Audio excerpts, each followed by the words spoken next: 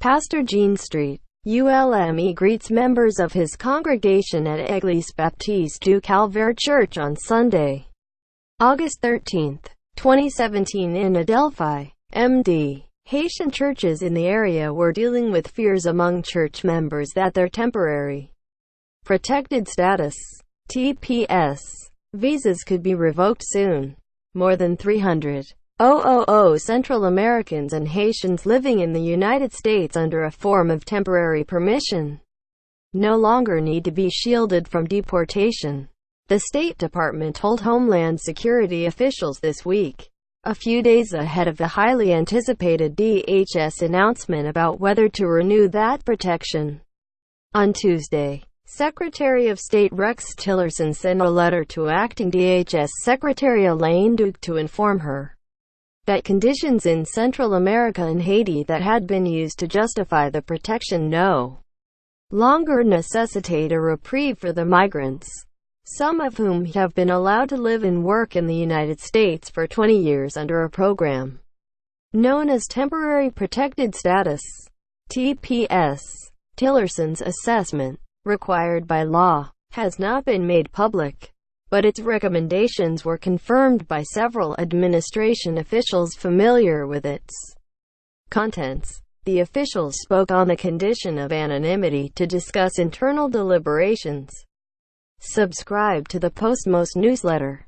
Today's most popular stories on the Washington Post. DHS has until Monday to announce its plans for roughly 57,000 Hondurans and 2,500 Nicaraguans whose TPS protections will expire in early January. Although most arrived here illegally, they were exempted from deportation after Hurricane Mitch devastated Central America in 1998. Their TPS protections have been renewed routinely since then, in some cases following additional natural disasters and resulting insecurity. Congress established TPS in 1990 to protect foreign nationals from being returned to their countries amid instability and precarious conditions caused by natural disasters or armed conflict. Trump administration officials have repeatedly noted that the program was meant to be temporary, not a way for people to become long-term residents of the United States. Officials said that long ago disasters should not be used to extend provisional immigration status when the initial justification for it no longer exists. Tillerson's assessment is consistent with broader administration efforts to reduce immigration to the United States and comply with legal restrictions that it maintains have been loosely enforced in the past. It is fair to say that this administration is interpreting the law exactly as it is, which the previous one did not, an administration official said. The official acknowledged that the countries in question continue to suffer from problems of poverty, corruption and violence that, in many cases, have spurred illegal migration, but, the official said, those conditions should be addressed in other ways. The solution is going to require working with Congress in these countries. The official said, we are equally committed to finding that there is no lack of empathy here. But with this particular law, the official said, it is very clear to this administration what needs to be done. Administration officials have also said that the return of tens of thousands of migrants could benefit the Central American nations and Haiti, because their citizens will return with job skills, democratic values and personal savings acquired from living long-term in the United States. Many of the immigrants have homes, businesses and U.S.-born children, but if the protections expire, they could be subject to arrest and deportation. We understand this is a very difficult decision, the administration official said. DHS officials declined to say Friday what the agency planned to do, or when an announcement would be made. The acting secretary has made no decision on TPS, said Tyler Holton, a spokesman for the agency. Tillerson's letter does not amount to a recommendation, but DHS is required to seek the agency's input, and officials said the State Department's position carries significant weight. The largest group of TPS recipients, about 200,000, are from El Salvador, and DHS has until early January to announce its plans for them. At least 30,000 of them live in the Washington area, according to immigrant advocacy groups. When the Obama administration last extended TPS for the Salvadorans in July 2016, it said that they were eligible because conditions justifying it continued to be met. There continues to be a substantial, but temporary, disruption of living conditions in El Salvador resulting from a series of earthquakes in 2001. Homeland Security officials said at the time, and El Salvador remains unable, temporarily, to handle adequately the return of its nationals.